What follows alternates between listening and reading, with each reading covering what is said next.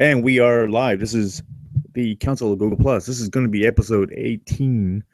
I'm John Wilkinson, broadcasting from Washington State, FEMA Region 10.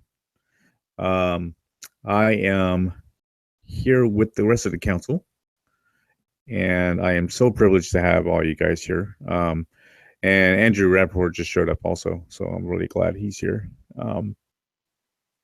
So anyway, tonight we have Calvinist Klein, Brian Forbes, Chris Harris, David, Vincent Lisson, and of course we have Andrew Rappaport that showed up.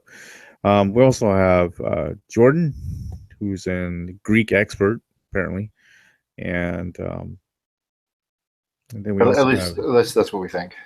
Yeah. And then we also have General Han Solo.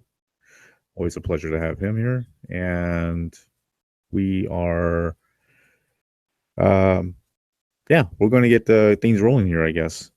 Not really exactly a topic, but we may just pass over from what they were talking about in the previous episode with Slick Answers with Matt Slick of carm.org. I'm taking it that Matt did not want to come in. I think he's pretty tired. So, well, he's got family in from out of town, so that might undo with it. Cool. Okay. Well, I mean, because John, you're a good-looking guy, but yeah, no, actually, no. So he probably would rather hang out with his daughter.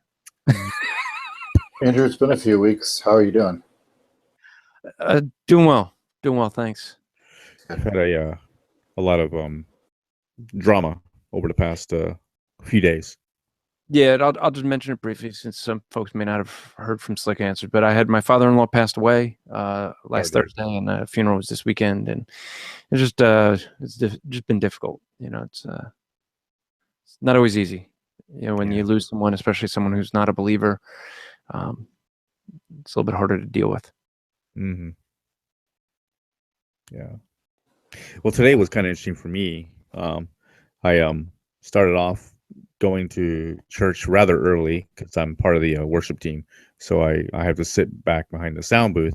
I think it would be better for us to come up with our ideas of how that tire happened. I had some very creative. You're on your way to church and you were breaking the speed limit because you were late. You weren't early. You were late, and you hit the curb so hard that your tire just blew off. That was my first theory. See, I think it was actually some evil Arminians that didn't want you to be at church.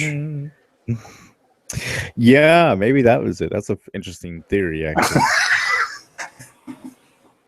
No, but the funny thing was I started off my day pretty early at church, and then just as Sunday school was just getting started, one of my other brothers from my church, he's also a Calvinist. I think there's only like maybe 2 or 3 of us within our church.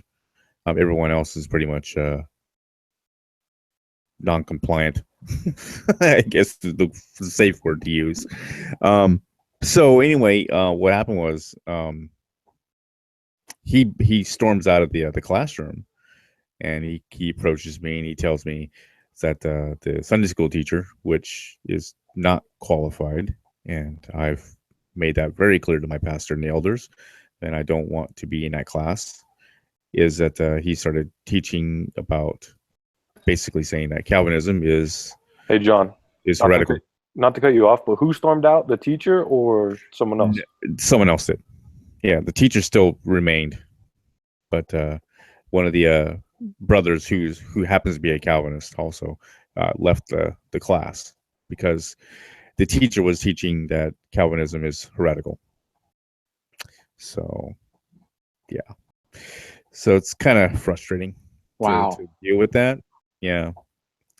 So the church has had some serious issues in the past when it came to hyper Calvinism.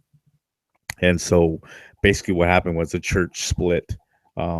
This was, I think about a couple years before I even started going to my church.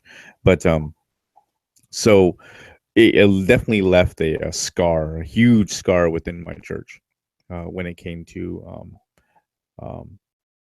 just the differences of Arminianism slash Calvinism, and it left everybody pretty much a bad taste. So so I let my elders know about the whole situation, and so I just I talked to them about it, and so they said, okay, well, we'll talk to the pastor about it. So then afterwards, after going home, I noticed my flat. I noticed one of my tires and my rear tires was getting a little low. So I figured, well, I think it's low, but I can probably make it to the nearest gas station and get some air into it, and we'll look into it later. So as on the way to the gas station, all of a sudden my tire just starts, pretty much fell apart. So yeah, I had to deal with that. So I had to change my tire on the way home. There you go. That's my life. That's pretty crazy. Yeah, but Arminians doing that might have been the case. I think so. that you have a good theory there. They all know that they don't like us Calvinists. I did not have quite as exciting of a day as you, John. I went to church. It was uneventful. We spoke in English because it was Pentecost, and that would be a tongue to Paul. Yeah. So we spoke in tongues at church, English, and then my wife and I went and looked at puppies, and that was good. It was fun. Oh, the puppies! They were super cute. They're two beagle puppies, and now we get to decide: do we want one? Do we want two? Do we want to make our house crazier or not? We're not sure yet. So yeah, I'll keep you guys up to date on that. Cool, because I know you guys care. Yes, we do. But it was a nice, relaxing Lord's Day. No blowouts or anything like that.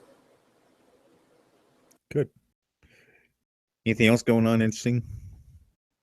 Calvinist Klein, you married yet? Oh man, I can't believe I saw his potential father-in-law stalking him in the background. No. Oh man. No. Joe's he's actually a regular on the. I think I saw a knife in his hand. Someone posted on the YouTube side chat. His bare hands are big enough with I know Josh's little neck that they're no contest. Someone posted on the YouTube side chat and asked if that was Reuben Israel. What? Wait, me? Wow. Who's Reuben Israel? The works salvationist street preacher. Oh. Okay. That's hilarious. Someone also asked if it was Matt Delahunty's brother. That's too funny. Oh man, I laughed at that one. That was pretty good. That's wild that they said. Yeah, Reuben Israel's the Pelagian, right? I believe he is.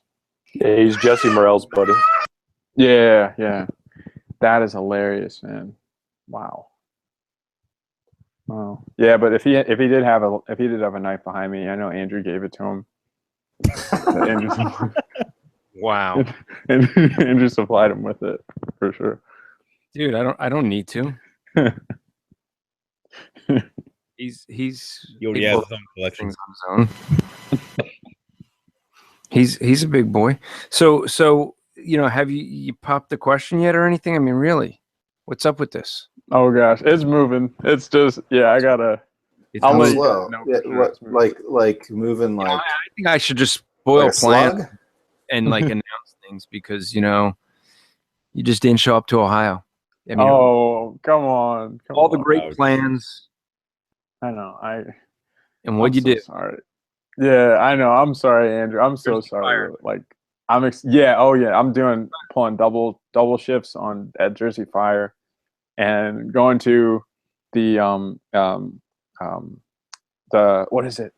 It's not unapologetic. I don't believe because I am. No, I am. Say what it is. I'm going to the Ohio one in August. It was the man. It's called the Judge Not Conference. Judge Not Conference. Yeah. I was just talking to Joe about that. Speakers are lousy there. So I'm excited to talk about or talk to Chris. I'm only. I mean, not all the speakers. I mean, just because you're a speaker, right? Just like Todd Friel and Justin Peters and Jordan Hall, Chris Roseborough, Phil Johnson.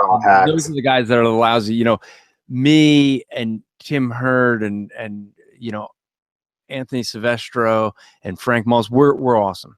But oh yeah. I mean, we gotta. It's like the Apologetics Justice League started by when Matt Slick called Justin Peters Batman last year. If you guys remember that, I think we're gonna our show is gonna start an apologetics war. And I don't want the pirate ship to come at us.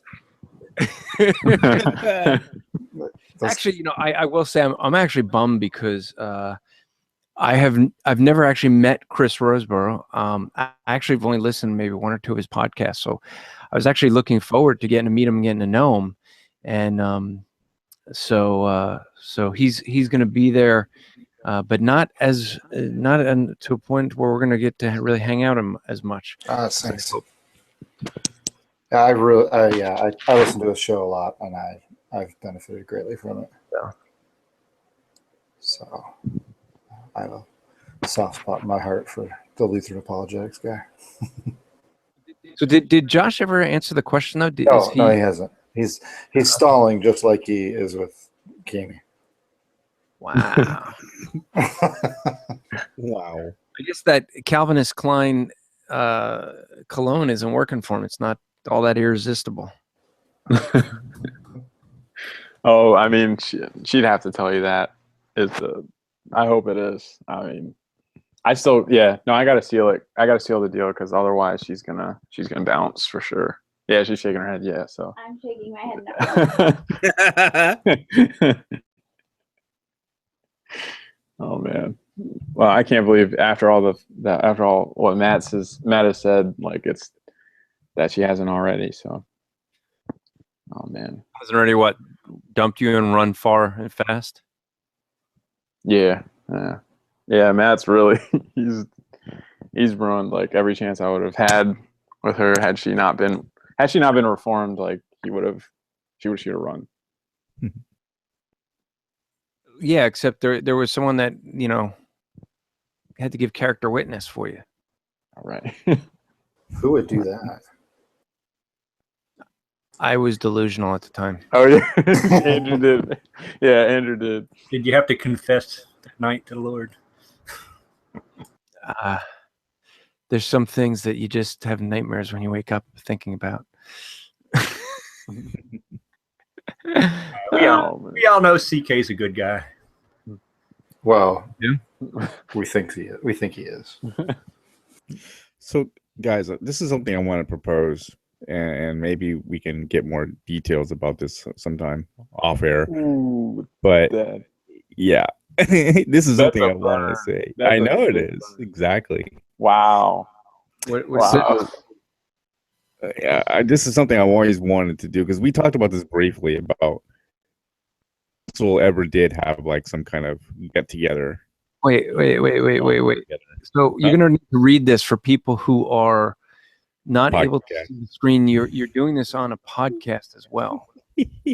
So I created this little picture of. You really do want to start a war? Yeah, I do. No, not really. I love the guys, but I created this little picture of these bunch of chairs on a porch, and so then I also put a little text on here that says the council doesn't waste time on a porch. We go to Manti to preach the gospel. Oh, so now I have to now ask you. Yeah. John, does this mean that I will see you in a week and a half? See, that's the thing. I don't think I can go right away because I was thinking maybe start making plans for next year. Because I didn't know it was going to be this close. I didn't know. We've been throwing that idea around for the last so here's weeks, actually. The reason you should make plans for this year. Why is that? We're going this year to see what's going to happen. So for folks who don't know what Manti is, the Manti Miracle Pageant is where you get just thousands of Mormons that go to see the really their story of how Joseph Smith deceived them all, essentially. But it's basically how Joseph Smith, his appearances that he supposedly had from God. How dare you, sir? Yeah. And so basically hundreds of Christians would evangelize them, which is what they do. They go to people's houses, they ride on their bikes, and they go around evangelizing. In the Book of Mormon, it talks about open air preaching, right? So they do these things, but they don't want anyone to do it to them. So what they've done is they actually bought the public street. Only in Utah can the church buy a public street to prevent the Christians from being on public property to share the gospel with them. And so what we used to be able to do is go, and where all the food court was, people would be going in and out. And so we'd have hundreds of Christians there and be able to just share the gospel, hand out tracts. And the neat thing about Manti is you see a lot of creative ways of sharing the gospel with people. And so it's just different people trying some different things. And it's really kind of neat. And so that's maybe the last time we get to do it. We don't know. They're trying to get rid of us altogether. So we don't exactly know. We're going down this year to see how close we can go. It may be that we're going to need more open air preachers because we're going to need folks who have a voice that can carry over the distance. So suddenly I may they put like blaring music in there, don't they, to kind of drown out the Christians? Not they have at times. They have like bands and things playing, and they had different things, but the church wasn't doing it as much, I don't think. I don't know if it was just individuals that were there. Gotcha. So what you're saying, and I'm just going to completely repeat what you just said, is you're just going to have to get creative over the next couple of years. Yeah, I think. Well, we're going to have to see. I mean, they want to shut us down, so and they're getting a little more forceful with it. So I'd say you want to be there this year, especially if you're gonna make the claim that you're going out and preaching the gospel in Manti, not just sitting on a porch. But where has the porch been is the real question. I mean, is there even? I mean, we know it's. I think they're preparing for PorchCon. They're making preps. Which, I mean, seriously, you can't devote like maybe a half hour or 60 minutes just to make a podcast.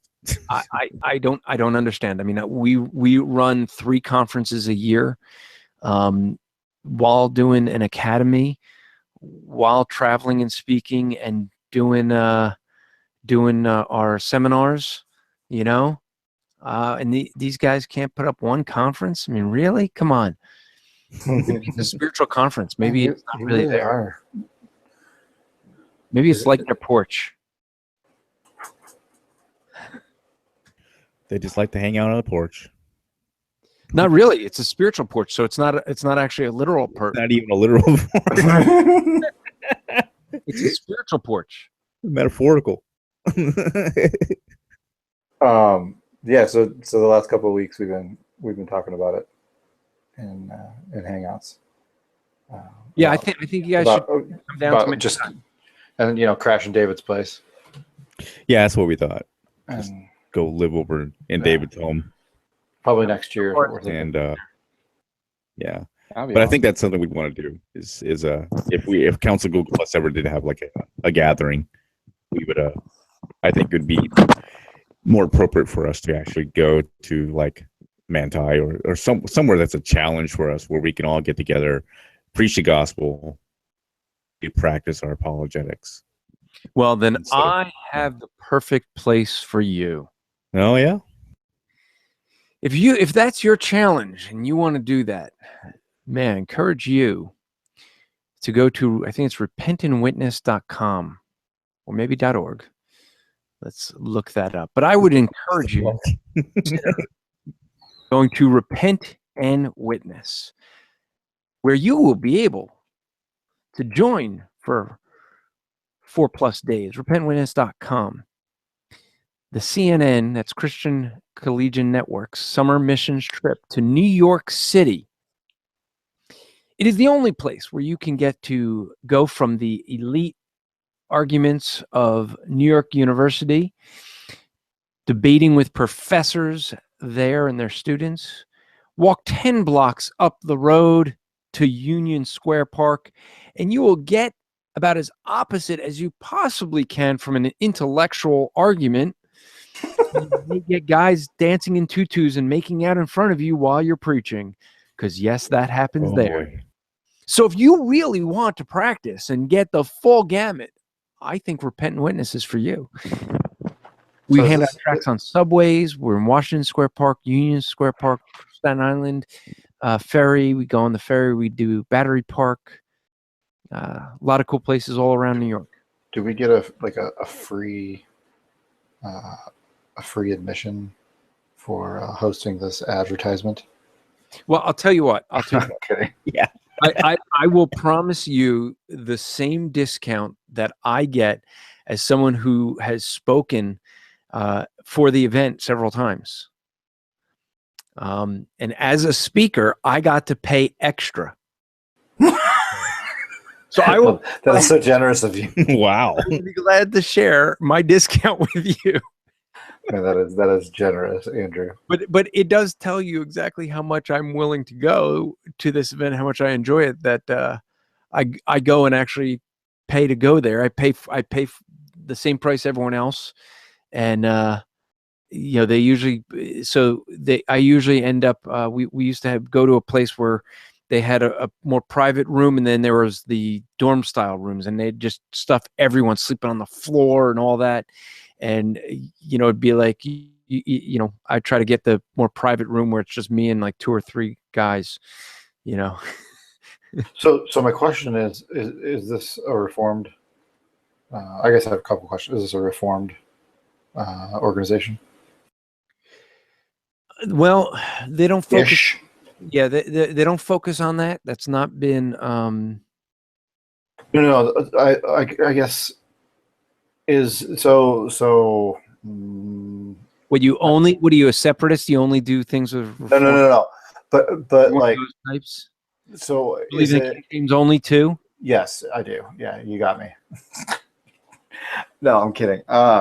So like, I'm looking at the mission trip, and it's like training, one-to-one evangelism, open air street evangelism, subway preaching, et cetera, et cetera. Is like the training in like methods that are more likely to succeed than not?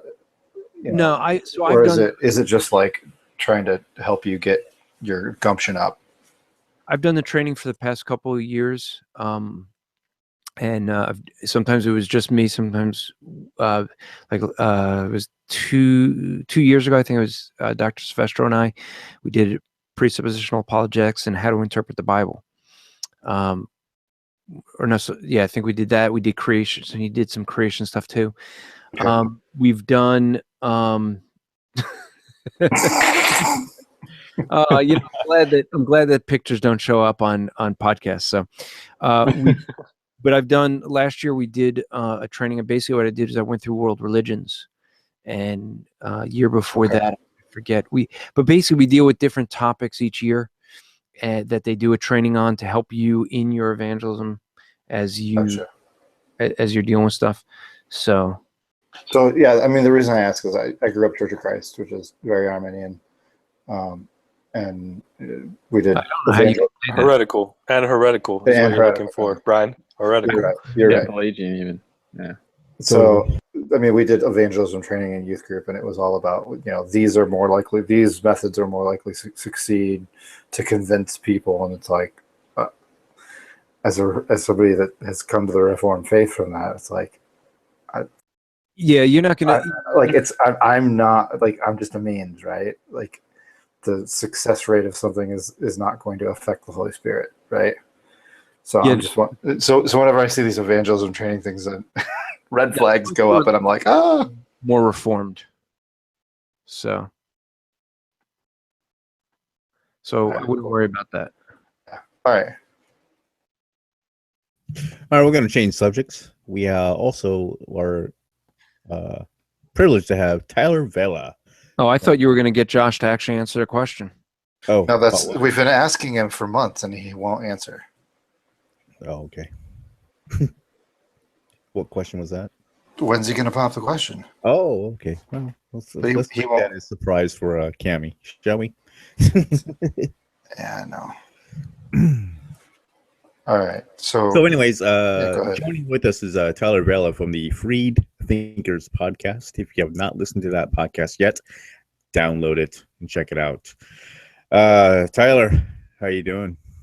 I'm doing pretty well. How are you? Good, man. Good. Tell us what's been going on.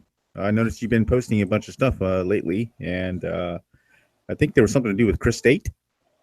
Yeah, I got some downtime between classes, and so whenever that happens, I kind of try to binge out a couple podcasts and articles that I'm working on. So I got the third installment of the Servetus versus Jihadi Jean, the John Calvin examination of the history of the actual Servetus affair out, which is a response to an article by Leighton Flowers about the same topic. And then got a couple podcasts out, and then now I'm working to final out some details of a couple podcasts with Chris Date on conditional immortality and annihilationism. So looks like we're going to record our first part because it's going to be a multi-part series next week, not this coming Tuesday, but the following Tuesday is when we'll record it. And I usually try to get it out the same week. So that's coming up. And then there'll be part two, couple will do a few weeks after that. Have you read George Alvarado's works on Chris Dates and the conditionalists? I haven't. So I'm trying to read some. I have a bunch of journal articles and some peer-reviewed works on it. I'll tell you why I would suggest looking at that. His arguments are basically so strong that none of them will debate him. He's the one person none of the conditionals will debate. He argues it from his expertise is in linguistics, and they will not touch him. Yeah, I mean, if you have a link you'd like to email me or send me in the side chat or something, that'd be great to look up for Alvarado's stuff. He's not the one that debated Date. No, Date won't debate him. It's from what I was told. Okay. He won't debate him. Yeah, and this really isn't. I'm trying to set it up not really as a debate, although it's kind of funny. Chris Date has obviously never read or doesn't remember The Art of War, because he basically let me choose the battleground and the tactics that we're both bound to.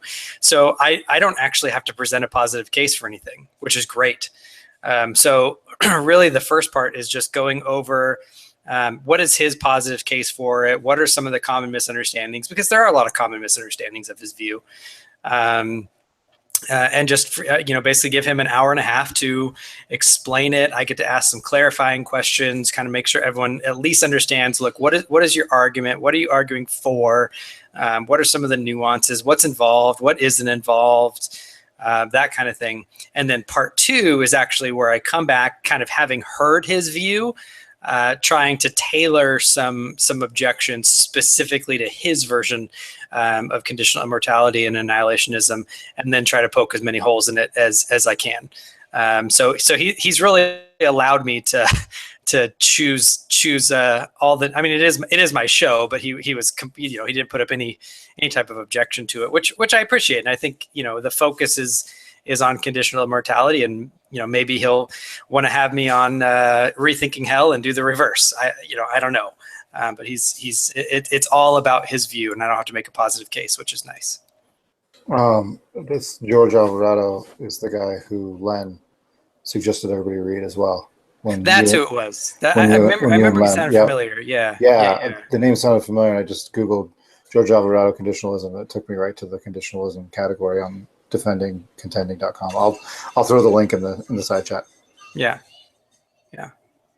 Sorry, I have to repent in sackcloth and ashes for in the side chat for saying the name that is not to be named for the article that I was writing a response to. So apologize. We'll only say it once. As long as you don't say it 3 times, I think we're okay. Which name is that? Nope. We don't want to say it again. It might come up in the course later on accident. So. He may show up. So, guys, I think it's good that, Paul Kaiser's been listening to you guys. If you guys look at my screen, because one thing that we know about the guys at the porch is it takes no time for them to get memes ready and going, even if they have to make it up on a wheel. So they have a new meme out on Bible. It's in the Council Google Plus Facebook group. The porch has been going to Manti before the council knew what Calvinism was. And then they got a picture that says Brother RC ready for Utah. That's funny. I think they're calling it out. Wow. Somebody make a Manti's girlfriend. Of the making of memes, there is no end. Well, sorry, but making of memes, you will not win against, the guys. No, they have unlimited time. Well, yeah, because they just they just sit on the porch drinking tea and making memes. Because when you don't actually have to study theology, because what books are there written on their position? There's nothing to read. There's one Shriner book, right? And just listen to Tim Conway with his I don't know, Dorf on. Well, is that what? Got to go, David Gay, because they got to mention him on every show.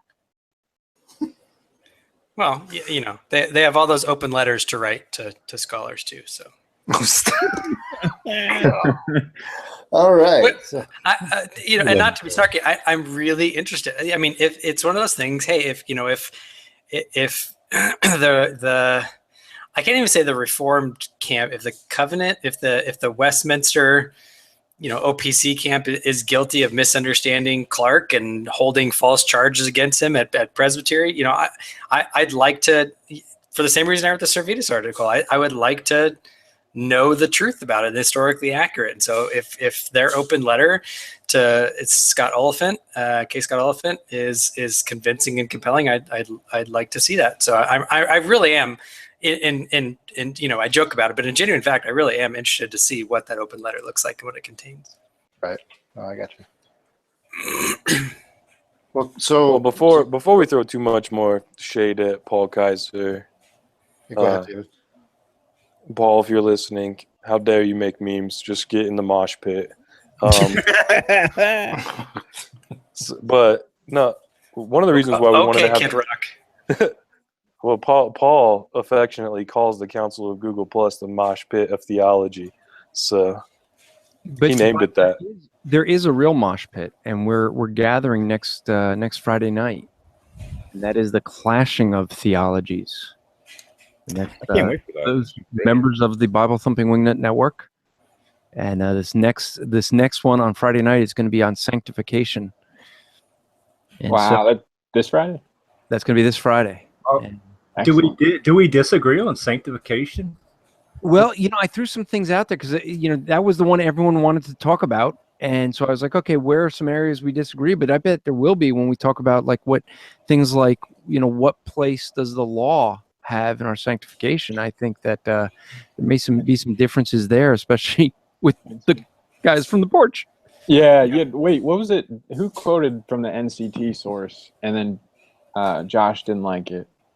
Was that you, Andrew? You said there's something that NCT guys believe about sanctification or law keeping. Well, I guess we'll find out on Friday. Man, somebody said it. I just want to throw it out there and stir the pot real quick. And I know somebody said something. Josh is good at. This is a diversion tactic for Josh. Maybe he doesn't want to answer the question. He just wants to stir the pot, so everybody forgets the question. Maybe it was Tyler. I think it was Tyler, Andrew, or Matt, or somebody said something about.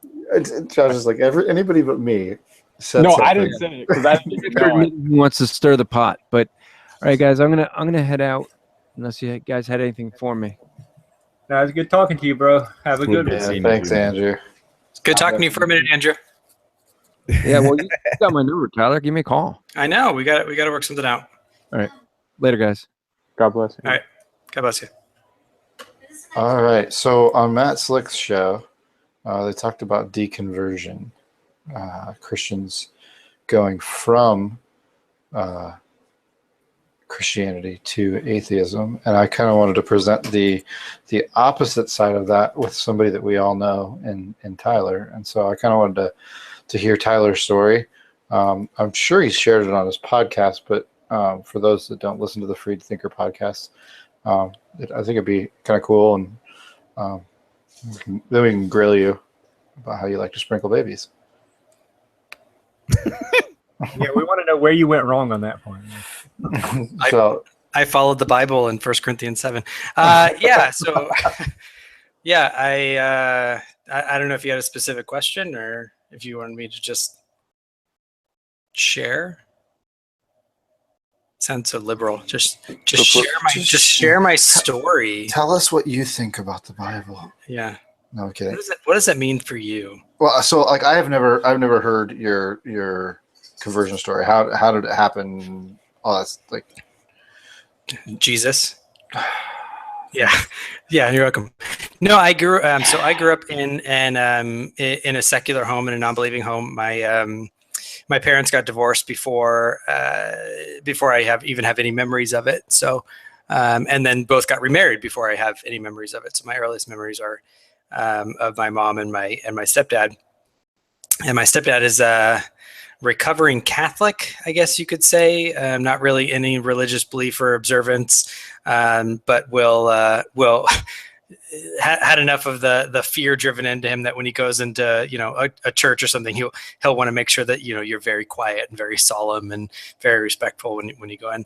And my mom is a 1960s flower child hippie, really into not like crazy into like crystals are healing, but very much flower child and much more into kind of a new age-ish philosophy of life. So I grew up in kind of in that household and didn't have any religious experience whatsoever.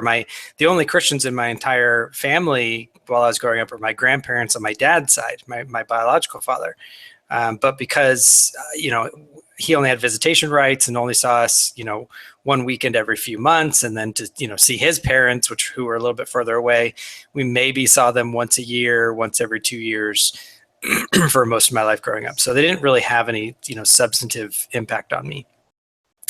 And actually, come to find out, interesting side note, they were one of the founding.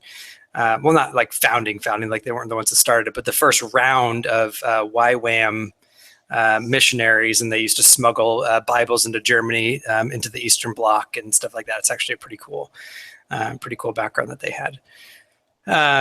So growing up through high school, I didn't have any religious belief whatsoever, and actually, I grew up in a small mountain town in Northern California, which statistically is more unchurched than most mission fields that we go to. It's about 6% Christian up in Northern California, where I'm from. Very, very liberal, kind of not that far from Berkeley, San Francisco area. And so growing up, you got to be kidding that California is liberal. Yeah, right. Yeah. It's such a surprise. So. Growing up, I knew like there were churches around us, but I never went to church. I don't think I ever, even looking back, I don't think I had any friends that I knew. If they were Christian and went to church with their families, I did not know that they were Christian. It's kind of funny as an indicator of it. The first Christmas after I became a believer, and I started listening to the Christmas carols, and I was like, oh, that's what those songs are about. I had no clue growing up even what the songs were about. I had no concept of what the Christian message was growing up. So I wasn't I wouldn't have been a new atheist growing up, but I was an atheist. I remember very, very clearly thinking that very not antagonistically kind of against religion, but thinking that religion was man-made, power struggles, all that kind of stuff, all throughout high school and then early into my college years. Really naturalistic, not a materialist, however, which is kind of strange, but very, very naturalistic, but with some caveats that would have actually made me probably. I would have been one of the atheists like Massimo Pigliucci, who doesn't find the new atheists not only not that compelling, but also not that helpful. I don't think that if atheist Tyler was alive, was still an atheist during kind of the rise of the new atheists, that I would have been that impressed by them. But in college, I started. I dated someone who was a Christian, and they brought me to church. They actually brought me to Chip Ingram's church, Santa Cruz Bible, and I went to Sunday morning service, and I sat through the sermon, and I heard the gospel, and I left just thinking, well, that was so boring and so outside of my anything. It was so waspy. And at that time, you can kind of tell by my lead-in show, my lead-in music to my show. I was, kind of hung out with some surfers and skaters, kind of a punk, into punk music, and all of the Fat Records bands and NoFX, and had blue hair and red hair and all kinds of stuff. So a little bit more countercultural, subcultural, and so anything that really was kind of that waspy feeling just felt strange and inauthentic. So I wasn't a fan. But I got invited by another friend actually to the same church, to their college age service. And they had Dan Kimball at the time, who's now actually, I didn't know till recently, his church, Vintage Church, which is kind of an emergent church, but in a good sense. It's a missional church. I also found out it's a Presbyterian church, which I didn't know until rather recently. But Dan Kimball was the college pastor there, and this is kind of a mega church. But he's very rockabilly, if you know what that kind of look is. He has the big 4-inch. Crisp as a rock, hairsprayed wave sticking up, and cuffs on his sleeves, and cuffs on his jeans, and just a very, very different than what was what I experienced in Santa Cruz Bible morning service. At the same time, in my college courses in philosophy, I was going through a course on metaphysics, and we were going through arguments for the existence of God. And my professor was an atheist and a Canadian, and a very nice guy. And he was objective enough when we got to arguments. He was not a fan of, say, Aquinas's 5 ways, but when we got to arguments like the moral argument, he went through the argument and he gave, reasons that people have defended it and some of the possible objections to it. And he was honest enough to say, look, I'm an atheist, but I don't think I have a good answer for this. I don't think, an atheistic worldview, a naturalistic worldview, can provide an adequate foundation for moral values and duties. But at the same time, I could never affirm nihilism. Right. And so he was honest enough to admit that he was kind of in a quandary, and he didn't know what to do, but he was willing to live with the tension because overall he thought the overwhelming evidence was on the side of naturalism and atheism. And so I was struggling through that at the time. And it was actually that argument, the moral argument, which I think God used to till the soil, to kind of break up some loose dirt, so to speak, as Van Til would say, to use an atomic bomb to blow off the roof of my house, or as my professor, Dr. Zuber, would say, to poke a hole in my foundation and let the water run in. Basically, it was enough for me to realize my naturalism was insufficient. And I started progressing towards deism, kind of a vague theism. And that's where I was at when I went to the Dan Kimball service. I had largely given up atheism generally. I had embraced some type of really philosophical, it wasn't existential anything, it didn't change my life whatsoever, view of a theistic universe, a universe where I could say that there was a foundation for some type of objective moral values. Because at one point I realized, it's vastly more probable that raping and torturing a small child is wrong, more wrong and more obviously true than any argument I could give for naturalism being a foundation for moral values and duties, right? So that position would require less obvious, less clear premises than the conclusion would ever support. So that's where I was. Dan Kimball, I don't remember the service. I don't remember what the sermon was about. I don't remember the passage. I don't remember the date, because I didn't grow up in a Christian subculture, so I didn't know like remembering your conversion date was a thing. But he preached the gospel, and it was a very, very clear presentation of the gospel.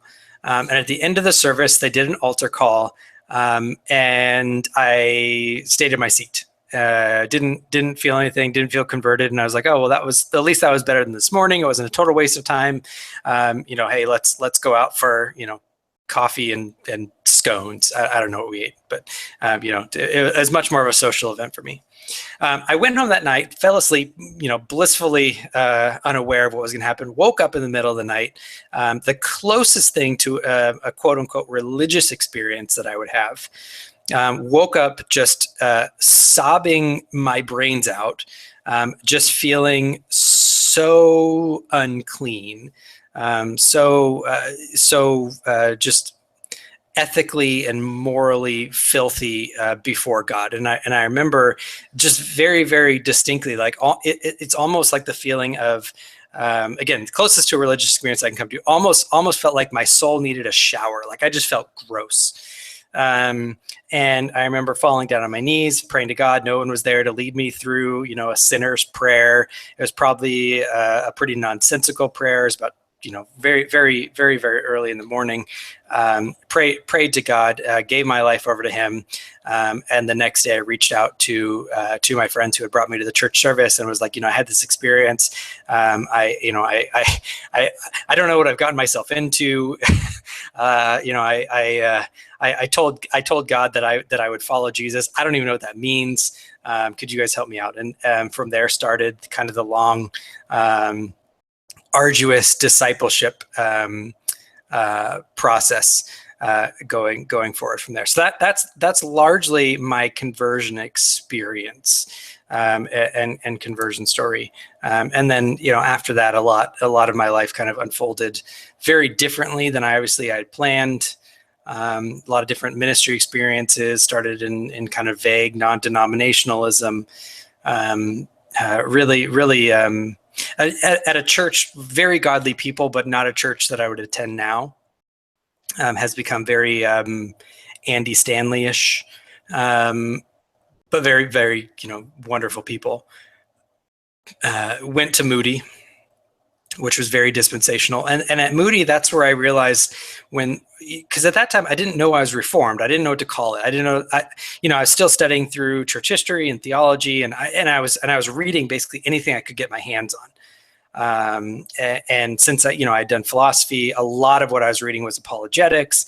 But the more I read apologetics, the more I realized I needed to understand the Bible and theology. And so that I would kind of vacillate back and forth. And I would have periods where all I'd want to read is Christian philosophy, and then I'd be like, okay, well, I can only get so far with this, and then all I'd want to read is biblical theology, and kind of vacillate back and forth. By the time I got to Moody, I remember I sat in my first class, my first introductory to the Bible class, and they started talking about this thing called dispensationalism. And I was like, what in the world am I listening to? I was like, did I go to like some type of cult? Like what is this? Did not realize that what I believed was the Reformed faith. And I started talking to people, and they're like, oh yeah, it's like, I believe X, Y, and Z. And people are like, oh yeah, you're Reformed. was like, I don't even know what that is. And so they gave me, some books and stuff to read. And I had some professors that were very, very loving and very kind. Moody was not the type of place that says, like, if you're not a dispensationalist, then get out or anything like that. Very, very, very good, very solid school to go to. And kept learning and growing there and gaining some fellowship with some other the Reformed minority on that campus. Did an internship at a PCA church and have been really PCA, Presbyterian Church America, ever since. So that brings us up to now, where I'm an elder in the PCA, working on my master's in biblical studies, and really just continuing on the journey that God started way back then. Again, don't blame me. I didn't know in evangelicalism that, remembering the date is a thing. So I didn't remember. Right. No. It was sometime summerish of 2000. So what do you, I may have missed. If you didn't, What about Doctrines of Grace? When did you learn about that? Because you said you at first went to a, kind of evangelical kind of thing. Yeah, I did. What did you think of the Doctrines of Grace when you first, came across them? That they were the systematic version of what I already believed. So it's funny. A lot of people will attack the Doctrines of Grace through limited atonement. But for me, the atonement was like the thing that led me to the Doctrines of Grace. It was understanding. I did a rather long study just personally on the atonement and the different terms for it, like propitiation, redemption, ransom, right? Those types, atonement, those types of words. And it was actually my study of the atonement that then I started studying and had ancillary beliefs about other things, like what I came to learn was total depravity, and what I came to learn was unconditional election and things like that. I think the only one that I hadn't kind of and I shouldn't say hash out in the sense of like I had worked it all out or anything like that. I was just, it was very germinal form by the time I went to Moody, but really kind of believing in that direction. I think the only one that I don't think that I even really had a germinal version of was Perseverance of the Saints. I probably would have held to something much more like once saved, always saved. What's the eternal security? I think that I would have held it much more in that sense. But then once I understood, this is the 5 points, and I studied it logically as a theological system, I was like, Perseverance Saints is just, that's just the next logical step in the nesting dolls. So that's where that led to. Yeah.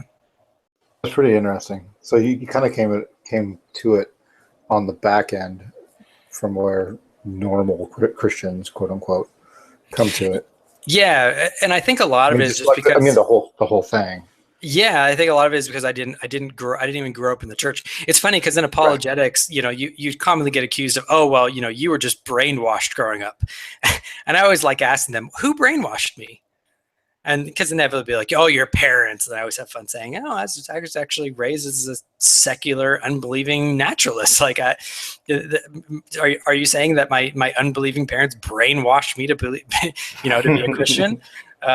So that's always fun. But I think a lot of it, and this might also explain.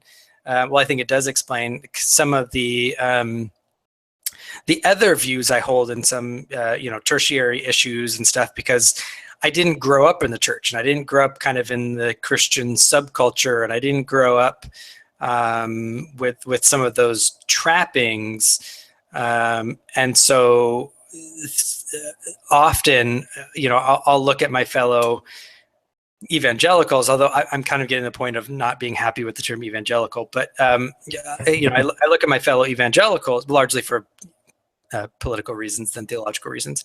But I look at them and I'm just like, what is wrong with you? What makes you think that's a good argument? So it has, I think it does pay you could say dividends or damages, depending on your view. I think it has colored the way that I come at some questions and come at certain biblical texts and biblical theology, because I'm rather unencumbered, and I don't mean that in the people who come at it with a theological framework growing up with it are under bondage. I don't mean it in that kind of ethical sense, but I come without some of the background assumptions that I think a lot of people come to, for good or fail. I mean, there have been times where I've actually found that that's led me into problematic areas. So I don't, I'm not trying to say that that's some type of fantastic thing, but it does explain sometimes why I'll look at, like I said, my fellow evangelicals just kind of cross-eyed and be like, what are you guys doing? That makes no sense. But, I also don't, there's the evangelical subculture just weirds me out a lot. There's a lot of weird things in the evangelical subculture that it's just weird sometimes. So yeah, that's kind of the backstory and where I'm at now. Well, you probably have a bigger following than we do, Tyler. But just in case, if there's anybody that's going to listen to this that doesn't know about your podcast, what's the name of your podcast? How can they find it? The podcast is the Freed Thinker Podcast. You can find it on iTunes, Stitcher. I mean, it's basically, if you're on an iTunes feed, you can find it on any podcast app. If you have a podcast app, iTunes has its hands into everything. You can find it. So whatever you listen to iTunes on, if you look up Freed Thinker Podcast, you can find it there. Or you can go to the blog, freedthinkerpodcast.blogspot.com, and find it there, or the Freed Thinker Facebook group. Yeah, I also would highly recommend Tyler's podcast, especially your series on slavery and I was going to mention and the Bible. That is probably one of the most informative series that I've listened to. It's very, very well done, very well thought out. That it's highly informative. I think that is maybe the best series I've heard on that subject. Thank you. I appreciate that. Yeah, I agree with that. And in fact, I'm gonna have a few friends of mine listen to it. We've discussed that before, and I've come to the same conclusions, but with less detail. And it's 3 episodes, and it's just super informative. And it's I want to go back and re-listen to it. It's really good. Thank you. I appreciate that. As I have more than once when an atheist or whatever comes at me with the slavery issue, is just hand them the links. Yeah. Thank you. So you said you came at it from apologetics, and I don't want to overstress like conversion, because like you said at the beginning, he asked, how did I go? Well, Jesus, right? But you said that you kind of worked through apologetics and then worked your way to the doctrines of grace, right? Yeah, well, it's funny because, like I was saying, I mean, it's kind of cyclical. It really, I don't know if I would just get disinterested with the topic, but sometimes, especially with philosophy, because I love philosophy, I really do. But I really like much more analytic philosophy. Because I was studying English and philosophy, I was a double major at Sonoma State. Once I started studying kind of past the basics and past analytic philosophy, and I took my required logic courses and modal logic and that kind of stuff, and you start getting into kind of continental philosophy where it just starts getting weird, and it's like everything about philosophy, when people make fun of philosophy, that's what they're making fun of. And there would be times where I'm like, okay, like I know this is religious philosophy, and I can kind of draw some things out to be helpful, but I would just get so tired of it and would need to stop and just kind of take a breather from it and go back and spend more time, reading and studying biblical commentaries and things like that. And which is actually why I didn't really get in. I didn't read a lot of systematic theology until I was at Moody. I read much more into biblical theology and commentaries. and then apologetics. So those are my big interests, which is why, even though it's funny because I always look back and I think, well, how did Calvinism like never come up? And it's really because of the types of materials that I was reading. I mean, I would pick up a commentary and I'd read a commentary on Romans from cover to cover. And typically they're not laying out entire cases of Calvinism, and they're not really bringing up Calvinism that much. Right. And my goal in reading it was understanding the exegetical points from the text, not so much drawing out systematic theology from it. So that was much more my interest, and to be cyclical. So I'd go through kind of a season where I read almost entirely all apologetics, or a season where I'd read just a dozen commentaries. So it just kind of went in phases. And I started to all of your chagrin, I'm sure, to most of your chagrin, I started off as a young Earth creationist as well, but largely because I thought that's what Christians, had to believe. So, and then that changed. I also started off as a Baptist in my theology. I know. We can't all be perfect. What can you do? Tyler, we don't fault you for your imperfections. I know. Thank you. Appreciate that. The blood of Christ covers a multitude of sins. Grace upon grace. We have faith in God. You'll come back someday. And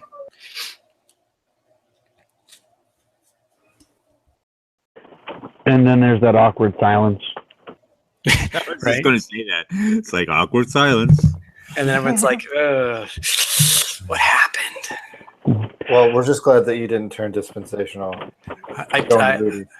I didn't, and it's one of the, well, not one of, I mean, there's many, but it was one of the ones where just the instant I heard it all the way through to when I graduated, I don't think I was ever even tempted to believe it. I didn't find any of the case for it compelling whatsoever. I backed off from thinking like, what is this, a cult, pretty quickly. And I realized there's a legitimate option for Christians to hold, but it just was not compelling for me whatsoever. So it's pretty funny. But yeah, it's I think kind of having that background has been helpful in my ministry to unbelievers, and it's one of the reasons why I focus, even when I'm doing things like slavery in the Bible. My focus, even when I did a series on Calvinism, the focus is really on coming back to how do you answer questions specifically from secularists and naturalists and atheists. I think Calvinism is a much better apologetic at answering things like the problem of evil and suffering and the hiddenness of God and so forth. So I think that it has been helpful for me to work in this ministry dealing with not just non-Christians, but specifically atheists and agnostics and hard atheists and agnostic atheists and Gnostic atheists and whatever types of labels that they want to take for themselves. It's been very, very, very, very helpful. That is one thing that I really appreciate about your podcast, is that you're coming from a worldview that I don't remember ever having. Right. And so you put things in, and not turn it on its head, but you just approach things from a different perspective, and it helps me understand, okay, if I'm going to engage somebody like that, then I may have to think completely different. I may have to step into their worldview. How do I do that? Right. Yeah, and I think that first experience dealing with my atheistic professor and everything really paved the way to me being a presuppositionalist, right? Because the problem was, how on my worldview do I ground objective moral values and duties, which is a transcendental argument. People freak out about people who are against presuppositionalism are like, oh, the transcendental argument. And I want to be like, you realize the moral argument is a transcendental argument, right? Like transcendental arguments is a variety. It's a species of arguments. And presuppositionalism just goes after the foundations of epistemology, whereas the moral argument goes after the foundations of ethics and morality. They're very actually similar arguments. So if you like the moral argument, you really shouldn't have that much of a problem with the presuppositional transcendental argument either. At least kind of in its stripped down form, and in its Van Tillian form. So I think that also really helped from the very beginning, kind of take a presuppositional tact before I even ever knew who Van Til was, or what presuppositionalism or what presuppositionalism even was. Yeah. Right, because I mean, transcendental doesn't mean, a lot of people confuse it with transcendent. They're two different concepts, right? Transcendent is something out there, above and beyond. Transcendental is a transcendental fact or premise is what needs to be true for something else to be true. So there's two different types of arguments, or two different concepts, I should say. I guess I didn't even know that, and I've learned about the transcendental argument, and I'm like, okay, it's just transcendent. Yeah. Well, the reason I bring it up is, again, because people who are, evidentialists or something, they'll be like, oh, well, transcendental arguments aren't good arguments. And I'll be like, you like the moral argument, don't you? But then sometimes talking to atheists, they'll be like, look, you're appealing to the transcendent. And I want to point out, well, no, actually, we're not. It's not question begging. It's a transcendental, not a transcendent. So those are two different things. Speaking of two different things, on the YouTube chat, somebody said, "Isn't PCA allowing homosexuality?" You want to explain the difference between PCA and PCUSA, Tyler? Yeah. So Presbyterian is like saying Methodist or Episcopal. But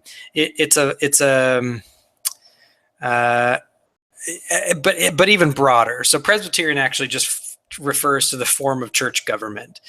There are some forms of Presbyterianism that are extremely liberal, that fall under kind of mainline denominations.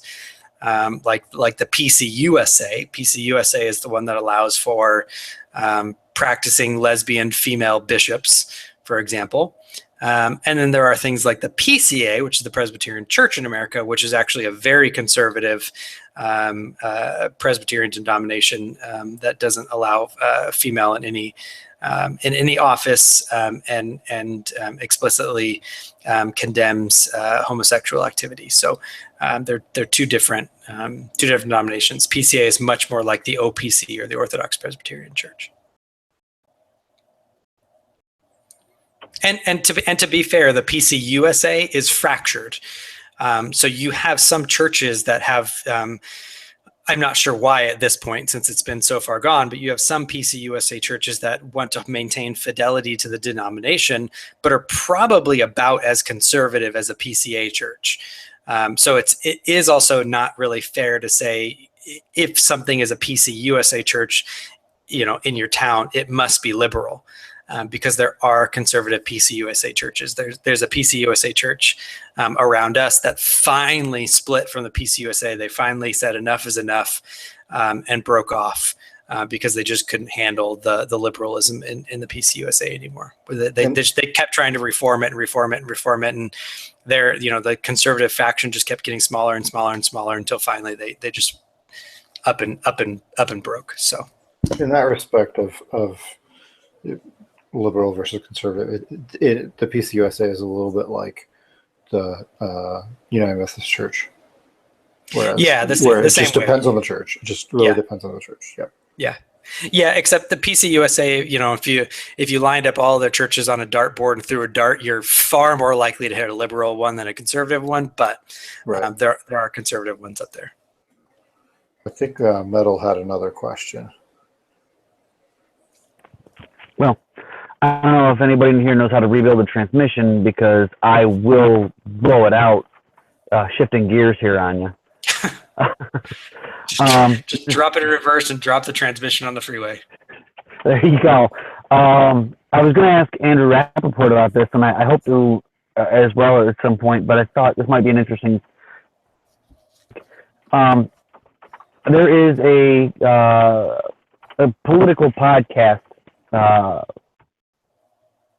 I'm listening to who is Jewish. I'm sure everyone, no, not everyone, but probably most people here know Ben Shapiro. Yep. I know the name. I don't know if I've ever heard him. Okay. He's an Orthodox Jew, and from once a week he does what he calls Bible talk, and he'll talk about his faith and what have you. And he has mentioned on more than one occasion that not view they do not view Satan the same way as Christians. That in the Jewish faith, it's that he's simply like God's prosecutor in the court to get you. Not that he's an evil, so necessarily an evil entity that he's actively pursuing and trying to make people do bad things, but simply that he is like I said, like a prosecutor in a court of law, where he's trying to highlight all of the flaws and highlight all the bad things and try to the accuser, basically. Accuser, exactly. Whereas standards, Christians look at an evil entity, the one who is actively seeking out and trying to. No, I wouldn't say to take souls to hell, but you know what I mean. Actively trying to be disruptive, actively trying to cause. And it's just interesting to get into it. Trying to, I don't want to say reconcile the two. Yeah. But to see the difference in the two views, of it. Right. Did you have a specific question, or just wanted to know our thoughts? Yeah, kind of. I mean, how has anyone else actually had this brought to their attention, and how does anyone else, I guess, back lack of a better term, reconcile the two views? I mean, if we're supposed to be the eventual outgrowth that God intended of, Judaism, why such a disparity? Yeah. Robert, you got an interesting position on this too, don't you? On Satan? No? Are you even there?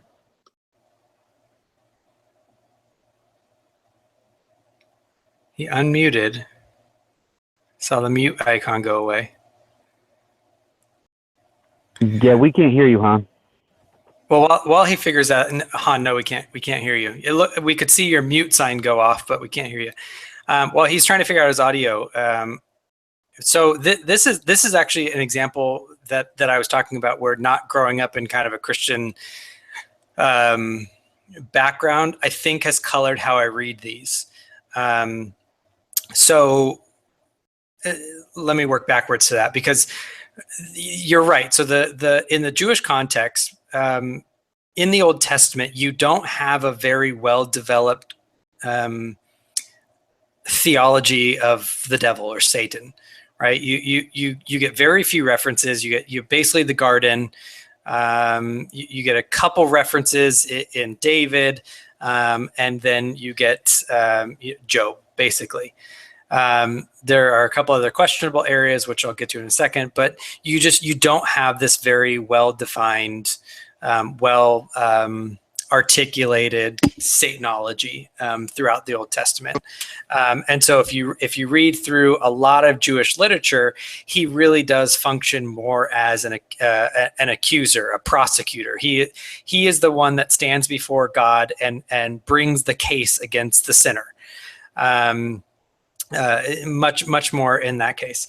It's not until you get to the New Testament that you start getting, Satan as a roaring lion. He is much more viewed as incarnate evil. He is the one there to tempt Jesus. And so Christians, I think in some very hermeneutically good ways, understand that we're to read the Old Testament in light of the New Testament largely. I mean, there are some ways that kind of there's arrows going both direction, but we are ultimately to understand the general terminus or endpoint of these theological developments going forward into the New Testament. My issue in reconciling the two, because I take, and this is where some might also have problems with my theology, and I should start at the very get-go as saying this is entirely provisional. I think there is far more made of Satanology and demonology than what we actually find in the scriptures.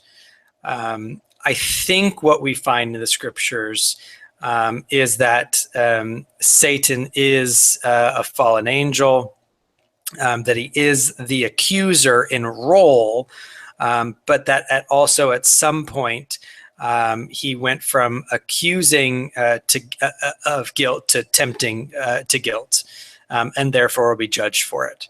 I think that's about the most we can say. And I find some passages of some kind of typological readings. I think it's in Ezekiel about the king of Babylon. I find a lot of those passages and the hermeneutics around those to be very, very unconvincing. And so I just don't think there is as much to sink our teeth into as some people will make it out to be. See, now, for me, Tyler, this mic just kind of, have you heard now? Oh, you're good, General. We can hear you now. Okay, cool. I have not exactly the same, but I have a similar background to you, where I was technically brought up Catholic, but got nothing out of it. Didn't get anything, didn't get into it at all. Was atheist for quite a while, and then I became a Christian. I won't get into the details on that because that's not what we're talking about. But the way I look at it, when I look at Job, I mean, we're talking about, yes, it almost, the way it almost sounds like he talks God into letting him, go down like a prosecutor or whatever, but he actively kills Job's children and his livestock and actively inflicts these evil things on him. Yes, it's in an effort to get him to curse God and to no longer be righteous and to be faithful, but that's evil. I mean, there's no way to say, well, it's not evil. No, he actively killed people. He actively inflicts these things on people. So as far as when I read it, when I look at the Garden of Eden, I mean, however you want to look at that he wasn't prosecuting anything in that regard. He was actively trying to get God to kill Adam and Eve out of jealousy. I mean, yes, we get some of that now from the New Testament. Like you said, Tyler, we read the Old Testament in light of the New. But even the first time that I finally actually was able to read through the Old Testament, when I did see the incidences of Satan being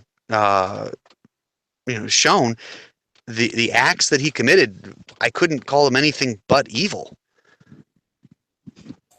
Yeah, it's hard though, because like when you look at Job, you have to remember that this is where it gets hard, and this is where well, it just gets hard. I don't want to go into all the complexities of Job, but you have to remember God is the one that actually basically sets up the devil to set up Job.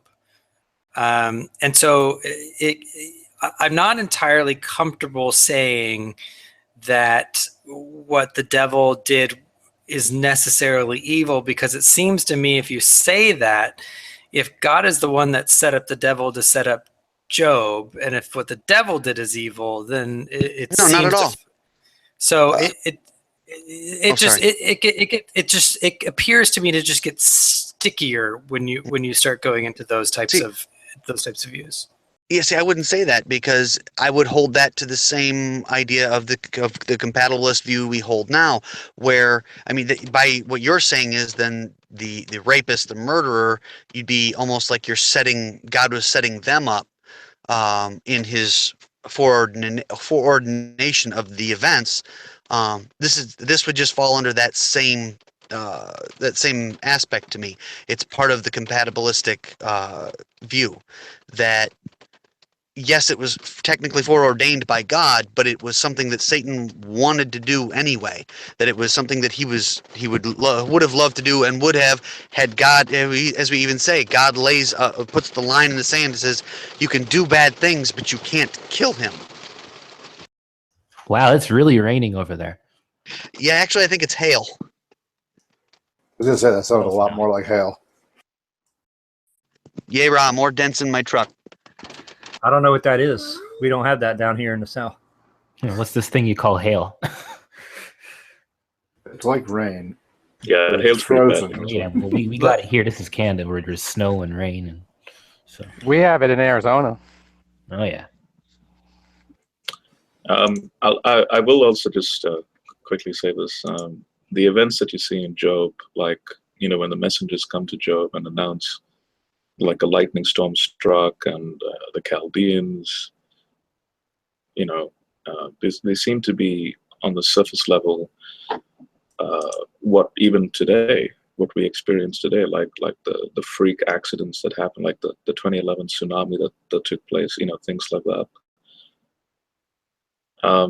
But in an ancient Near Eastern mindset, all those disasters that take place, they would understand it to be the decision of a council of gods, that the reason why this is happening is because of that. And hence, then when you see the dialogue Job has with his friends, it's always with that in view. Specifically in chapter 15, that where Eliphaz says that God actually doesn't trust his own council members, which we would understand to be the angels. So this is why I hold to the view that Satan in there is not actually the devil. There's one council member that accuses, and it is bad stuff. Like, don't get me wrong, it's pretty, what we would consider evil, but they had the mindset kind of like what Muslims have currently, and it's all about this notion of inshallah. It's by the will of the gods. So yeah. Because if you actually look at the original word, it actually means the accuser. It's not like it's a proper name. Right. Accuser or adversary. Han, what do you do with where John says the dragon, and he refers to the dragon, that serpent of old, who is the devil and Satan? That's actually a good question. I've never seen general answer that. So if you don't think the snake is the very first time that word is used with respect to the main bad guy is in the 2nd century BC.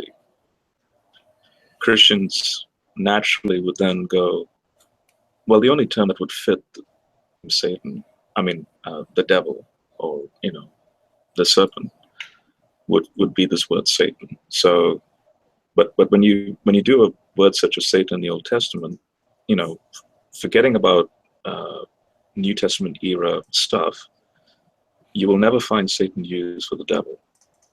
That's what's very interesting about that. Right, but how do you interpret John in Revelation there? I would say it's speaking about the devil. Okay, so the devil is Satan. The devil is under the umbrella term of the accuser. Like, he is now that opposer, that accuser. In the context of Jesus' birth, that's the point of Revelation 12. Well, I would say he's the person that showed up in the garden, I would say he showed up at the temptation of Christ. He probably was there at Joshua, or in what is it, Zechariah, or one of those where the priest and Joshua the king, or whatever, the prince, talks about Satan there, right? I'm not sure of any other direct references to him. Yeah. Are you referring to the Old Testament? Yeah, the Old Testament where the we see the picture of the oil that's ever flowing, and there's the two characters. Where is that? Zechariah? Okay. Yeah, Zechariah's right. Yeah. Doesn't Satan show up in that story? Every instance. So you have Yahweh described as a Satan, and then you have a divine council member described as a Satan. So you'll never find the devil called Satan. Only Second Temple period. So around 2nd century BC, will you then have that term used for? Otherwise, beforehand, he was known as the Nakash, or the Hallel, or the serpent, the bright serpent, which is Ezekiel 28, which I'm happy to share material on that to Tyler about that. Yeah.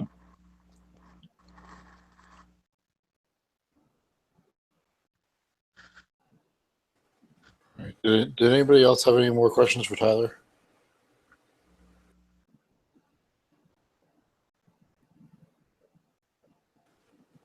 All right. Well, I want to thank Tyler for coming on and sharing that with us. That was really cool. And I do want to make sure that.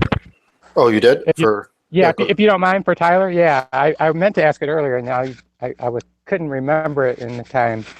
So, yeah, but now I remembered it. If you don't mind. Well, really quick. Sorry. Yeah, it's a quick question. I actually have. I gotta go, so I just wanted to tell everybody. Y'all have a good night. God bless. All right. Thanks, Metal. See you, Metal. Thanks, Metal. Go ahead, John. Okay. Yeah, so I was just thinking, and it's kind of common in people investigating a view like conditional immortality. Like, I know you're on good terms with Chris Dayton. He's a great guy, and I'm wondering what you think the reaction of your peers, or your circle, would be if after you do this thorough study, you become convinced or unconvinced of the traditional view. Is usually what happens first, and then you realize the strength of the conditional view. But if that were to happen, what would you anticipate the reaction of your peers and like maybe these council members here or whoever? Is that clear? Yeah, it's a clear question. I'm not sure if I know how to answer it. It's also not the first time I've studied conditionalism or annihilationism. It's more, I'm brushing up on a bunch of sources and trying to remind myself of it, and some of the arguments for and against in a more nuanced view, so I can actually engage with someone like a Chris Date, who is honestly one of the best debaters that I've ever heard. So I want to make sure I just don't make a fool of myself when talking with him. I doubt I'll be convinced by it. Again, I've studied through it, researched before, and found it pretty wanting. And in brushing up on it, I'm finding myself doubting it for, again, a lot of the same reasons. I should add that I don't think that conditionalism is completely out in left field, right? I don't think. I'm not one of those people that's like, oh, there's zero biblical warrant for what these people are saying whatsoever. A lot of the council members know that, on certain days, I might find it actually very tempting on some days, just because I think they have some very interesting exegetical views of some of the passages and make some pretty interesting and sometimes rather convincing arguments. I just think the weight of the evidence is against them. Now, with that said, if I were to change my view, the first thing I would get the wood out. The green wood, by the way, the green wetwood. Yes. Yeah, Servetus. They'd be out in Chris's backyard. Yeah. The first thing I do would be to to call my fellow elders at church and resign as an elder because I can no longer in good faith affirm the Westminster standards that I affirm as an elder within the PCA. So they would probably be the first ones to know. And I got to imagine that they would, tear their clothes in sackcloth and ashes. No, I mean, I think a lot of people, most of the people I've talked to, most of them, there are some exceptions, don't think that conditional mortality is a heresy, even though they might think that there are some corollaries that lead to heresy. So while there might be some robust criticism of the newfound view, I don't think that that I'd be shunned or anything like that. But I would hope that I would have the integrity, for example, to resign my position as an elder just because I can no longer, in good conscience, hold my vows. So sure, yeah, that makes sense. Okay, hey, thanks. I got one other question about dispensationalism, if you don't mind. Because one of the big, I think it's a really, I think it borders on heresy, and let me tell you why. And it has to do with how they interpret Daniel 9:27. And it seems to me that the prince is Jesus, but they turn the prince into the Antichrist. And for someone to turn scripture around in that manner is very, wow, it's serious to me. So that's just a question about that verse, if you've ever thought about it. I have. I agree with you. I think the prince is probably Jesus. I think he's reaffirming a strong covenant, not cutting a new covenant. Those are two different terms in the Hebrew. However, for example, I don't think that means that it's heresy. I think that means that they hold an incorrect view of that verse. But I think that there are many people who, I can't remember the exact verse number, the Matthew 14 or 24, I think it is, that talks about, do not fear him who can harm the body, but him who can destroy the body in hell. There's debate on who is the one that destroys the body in hell. Is it the devil or is it God? There's legitimate debate between those two things. They're antithetically opposed to each other. One is God, one is the devil. So unless you are, and I, shamelessly plug my article on Servetus, unless you're Servetus and are going to say that the devil actually is of the substance of God and is a manifestation of the nature of God, which is what he claimed, then you're gonna have an issue where you have some people saying that something refers to God and some people saying that it refers to devil. I think that's just an error in exegesis, not actually an affirmation of heresy, because no one is saying that, for example, no one is saying that the attributes of God are the attributes of the devil, right? That would be heresy. But it could potentially lead to heretical view, correct? The view of Daniel 9. I haven't. So, full disclosure, I haven't looked at Daniel 9 in a long time.